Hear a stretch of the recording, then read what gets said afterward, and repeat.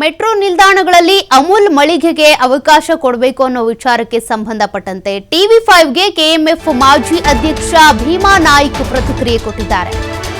ನಮ್ಮ ಟಿವಿ5 ಜೊತೆಗೆ ಮಾತನಾಡಿದ್ದಾರೆ ಕೆಎಂಎಫ್ನ ಮಾಜಿ ಅಧ್ಯಕ್ಷ ಭೀಮಾ ನಾಯ್ಕ್ ಅವರು.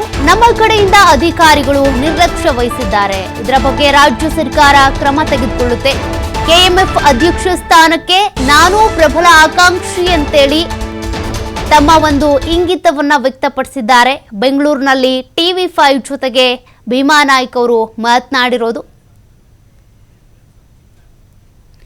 ನಮ್ಮ ಪ್ರತಿನಿಧಿ ಎಲ್.ಎನ್. ಸ್ವಾಮಿ ಮಾತನಾಡಿಸಿದ್ದಾರೆ ಭೀಮಾ ನಾಯ್ಕ್ ಅವರನ್ನ.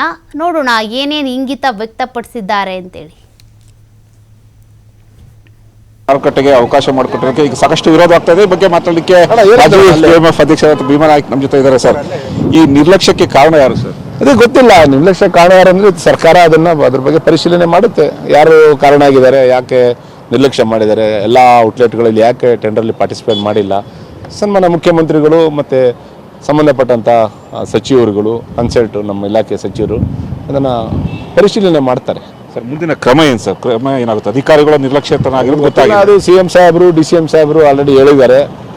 ಬಟ್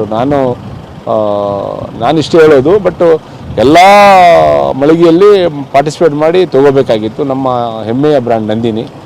ಸೊ ಅಷ್ಟು 10 ಮಳಿಗೆಗಳಿಗೆ ಅಮೂಲಿಗೆ ಬಿಟ್ಟುಕೊಟ್ಟಿದ್ದು ನನ್ನ ವೈಯಕ್ತಿಕ ಅದು ತಪ್ಪು. ಎಲ್ಲೋ ಒಂದು ಕಡೆ ನಮ್ಮ ಅಧಿಕಾರಿಗಳು ತಪ್ಪು ಮಾಡಿದ್ದಾರೆ ಅಂತ ನಾನು ಹೇಳಕ್ಕೆ ಬಯಸ್ತೀನಿ. ಸರ್, ಈಗ ಮತ್ತೊಂದು ಕೆಎಂಎಫ್ ಅಧ್ಯಕ್ಷ ಸ್ಥಾನಕ್ಕೆ ಸಾಕಷ್ಟು ಪೈಪೋಟಿ ನಡೀತಾ ಇದೆ. ಮತ್ತೆ ನೀವು ಏನಾದರೂ ಸ್ಪರ್ಧೆ ಮಾಡುವಂಥ ಸಾಧ್ಯತೆ ಇದೆ? ನಿನಗೆ ಗೊತ್ತಿಲ್ಲ, ಪೈಪೋಟಿ ಅದು ಗೊತ್ತಿಲ್ಲ. ಇನ್ನು 3 ಚುನಾವಣೆ ಆಗಬೇಕು. ಚುನಾವಣೆ ಆದಮೇಲೆ ನಮ್ಮ ಪಕ್ಷ ಏನು ತೀರ್ಮಾನ ಮಾಡುತ್ತೆ, CM ಇದ್ದಾರೆ, ಸನ್ಮಾನ್ಯ ಮುಖ್ಯಮಂತ್ರಿಗಳು ಸಿದ್ದರಾಮಯ್ಯ ಸಾಹೇಬರು ಇದ್ದಾರೆ, ಅವ್ರು ಏನು ತೀರ್ಮಾನ ಮಾಡ್ತಾರೆ ಆ ತೀರ್ಮಾನಕ್ಕೆ ಬದ್ಧ ನಾನು.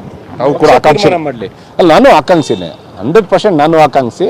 ಪಕ್ಷ ಏನು ತೀರ್ಮಾನ ಮಾಡುತ್ತೆ ಅದಕ್ಕೆ ಬದ್ಧ ನಾನು. Thank you. ಎಸ್, ಇದಿಷ್ಟು ಕೆಎಂಎಫ್ ಮಾಜಿ ಅಧ್ಯಕ್ಷರಾದ ಭೀಮಾ ನಾಯ್ಕ್ ಅವರು ಮಾತಾಗಿದ್ದು. ಕ್ಯಾಮರಾ ಪರ್ಸನ್ ಚಂದ್ರು ಜೊತೆ ಎಲ್.ಎನ್. ಸ್ವಾಮಿ, ಟಿವಿ5 ಬೆಂಗಳೂರು.